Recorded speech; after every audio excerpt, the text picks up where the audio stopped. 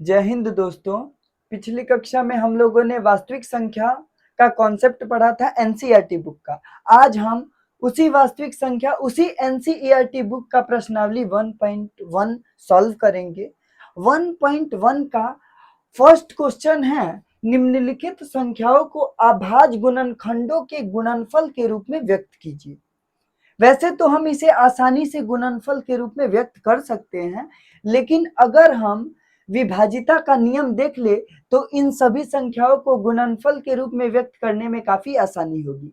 हम 2, 3, 4 और 5 के विभाजिता के नियम को देखेंगे, जिससे हमें काफी ज्यादा एडवांटेज मिलेगा, काफी कम समय लगेगा और हम इसे आसानी से विभाजित कर पाएंगे। तो पहले हम देखते हैं कोई भी नंबर 2 से पूर्णतः विभाजित कब होगा। यदि किसी संख्या के इकाई का नंबर 0, 2, 4, 6 या 8, कोई भी ऐसी संख्या है जिसकी इकाई का अंक 8, 6, 4, 2 और 0 है, तो वो संख्या 2 से पूर्णतः विभाजित हो जाएगी। इससे फायदा क्या होगा, हम देखकर बता देंगे कि इस नंबर को 2 से डिवाइड करें या ना करें। अब देखते हैं 3 से विभाजिता का नियम क्या कहता है। 3 से विभाजिता का नियम कहता है कि कोई संख्या में जितने भी नंबर आए हैं उन सभी को जोड़ दिया जाए। अगर जितना आया है जोड़ वो 3 से विभाजित हो जाता है तो वो पूरी संख्या भी 3 से विभाजित होगी। अगर नहीं समझ आए तो देखिए, मानिए यहाँ पे मैं लेता हूँ 2, 3 और 6। ये एक संख्या है, एक और संख्या ले लेता हूँ, ये इतनी बड़ी संख्या है। अब इसमें इस संख्या में जो जो अंक आए हैं उन सभी अंकों को मैं आपस में जोड़ता हूँ। 3 और 2 5 और 1 6 और 6 12। इनके अंकों का योग कितना आ जा रहा है, 12। और ये जो 12 है 3 से पूर्णतः विभाजित है, इसका मतलब ये संख्या भी 3 से विभाजित होगी। तो 3 से विभाजिता का नियम क्या कहता है, कोई भी संख्या 3 से पूर्णतः तभी विभाजित होगी जब सभी अंकों का योग 3 से विभाजित होगा। अब देखते हैं 4 से विभाजिता का नियम क्या कहता है। तो दोस्तों, किसी संख्या के अंतिम दो अंक अगर 4 से पूर्णतः विभाजित है तो वो संख्या 4 से पूर्णतः विभाजित होगी। जैसे यहाँ पे एक संख्या है 68516, यहाँ पे है 16, अंतिम दो अंक 4 से पूर्णतः विभाजित है तो ये संख्या जो है 4 से पूर्णतः विभाजित होगी। अब देखते हैं 5 से विभाजिता का नियम। 5 से विभाजिता का नियम क्या कहता है, यदि किसी संख्या के इकाई के स्थान पर 0 और 5 में से कोई है तो वो संख्या 5 से पूर्णतः विभाजित होगी। अब इस विभाजिता के नियम को हम लोगों ने पढ़ लिया तो इन क्वेश्चन को बनाने में हमें काफी आसानी होगी। हम डायरेक्ट बता देंगे कि ये इससे कटेगा, जिससे हमारे गलत होने की संभावना काफी कम हो जाएगी। तो देखिए, अब देखते हैं, एक बार मैं फिर बता देता हूं, यदि किसी संख्या के इकाई के स्थान पर 0, 2, 4, 6 या 8 में से कोई है तो वो 2 से विभाजित होगी।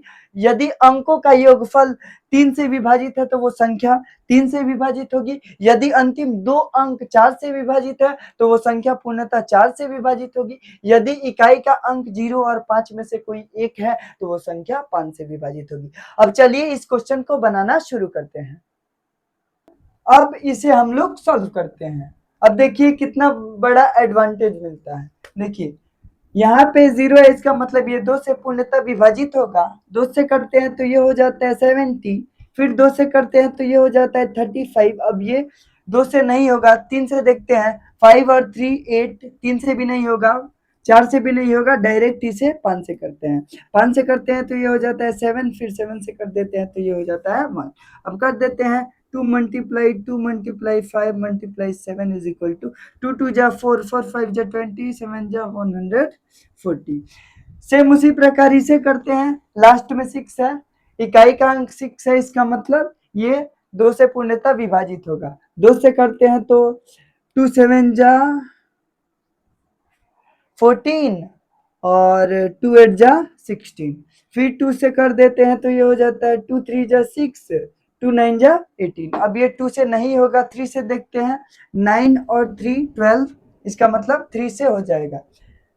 3 से करते हैं, 3 1 जा 3, 3 3 जा 9। अब ये 3 से नहीं होगा, 4 से भी नहीं होगा, 5 से भी नहीं होगा। ये एक अभाज्य संख्या है, डायरेक्ट ये 13 से हो जाएगा। खत्म कहानी। अब इसे लिख देते हैं यहाँ पे 2 मल्टीप्लाई 2 मल्टीप्लाई 3 मल्टीप्लाई 13, 2 दूनी 4 तेई 12, 12 में 13 से गुना कर देते हैं तो आ जाता है 156। अब देखते हैं 3 नंबर क्वेश्चन को। 3 नंबर क्वेश्चन 2 से तो पूर्णतः विभाजित नहीं होगा क्योंकि इकाई के स्थान पर 2 से विभाजिता का जो नियम है वो फॉलो नहीं हो रहा है। 3 से देखते हैं 5 2 7, 7 3 10 और 8 18, इसका मतलब यह 3 से पूर्णतः विभाजित हो जाएगा। चलिए 3 से करते हैं। 3 से करते हैं तो 3 एकम 3, 3 दूनी 6, 3 सते 21 और 3 पचे 15। हाँ ठीक है।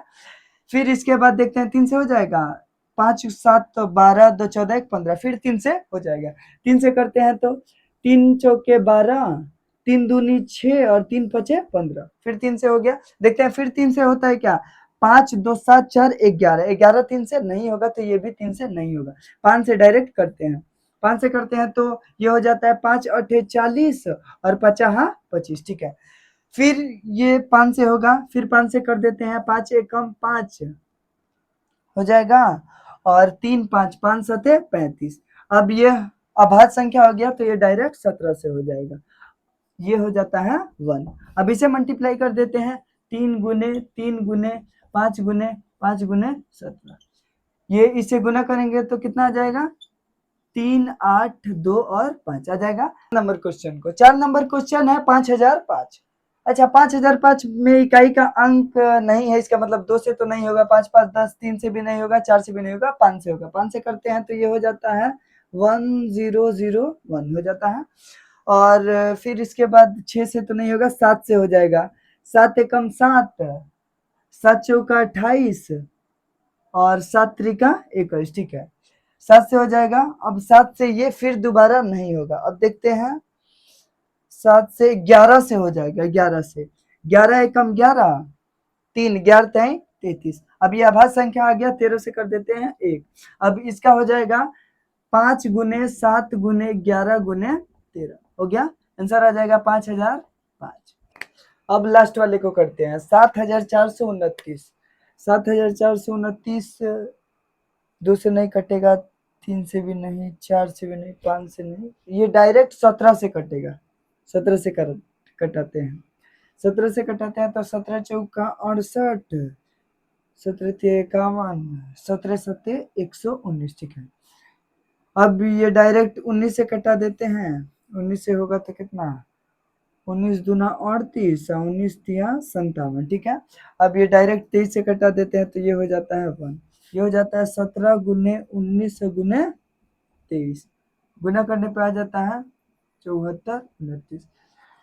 आज हम लोगों ने प्रश्नावली 1.1 का फर्स्ट क्वेश्चन के सभी प्रश्न को हल किया। कल हम लोग 1.1 के 2 नंबर क्वेश्चन को हल करेंगे और ये सभी हल कराने के बाद एक दिन वन शॉट वीडियो बना देंगे जिसमें ये सभी रहेंगे, ठीक है।